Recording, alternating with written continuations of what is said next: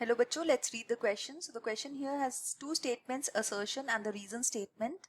Assertion statement में लिखा गया है inflammation of a skeletal joint may immobilize the movements of the joint. So reason statement में यहाँ पे दिया गया है कि uric acid crystals in the joint cavity and ossification of the articular cartilage can lead to this. तो यहाँ पे हम देखते हैं कि जो पहली स्टेटमेंट दी गई है ये एक ट्रू स्टेटमेंट है, क्योंकि जब भी कभी स्केलेटल जॉइंट के अंदर, स्केलेटल जॉइंट है मोस्टली जो मूवेबल जॉइंट्स की बात यहाँ पे हम कर रहे हैं, साइनोवियल जॉइंट्स जो कि मूव कर सकते हैं फ्रीली. सो ये इस क्वेश्चन का की कॉन्सेप्ट भी है. So let's talk about the key concept, the synovial joints. तो साइनोवियल जॉइंट्स है जो, इनकी अगर इन्फ्लामेशन हो जाती है, मतलब ये इन्फ्लेम हो जाते हैं, वो किसी भी रीजन की वजह से हो सकते हैं, वो इन्फेक्शन हो सकता है, इंजरी हो सकती है, इन्फ्लामेशन हो जाएगी तो ये स्केलेटल जॉइंट्स की जो मोबिलिटी है वो डिक्रीज हो जाएगी.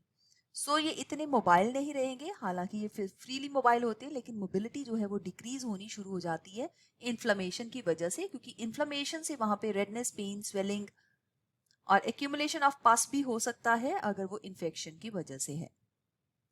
सो ये स्टेटमेंट हमारे पास ट्रू स्टेटमेंट है. अब सेकंड स्टेटमेंट में देखते हैं, जो रीजन स्टेटमेंट है, लिखा गया है uric acid crystals in the joint cavity. इस कंडीशन को हम गाउट बोलते हैं और ये inflammation of the joints cause करती है.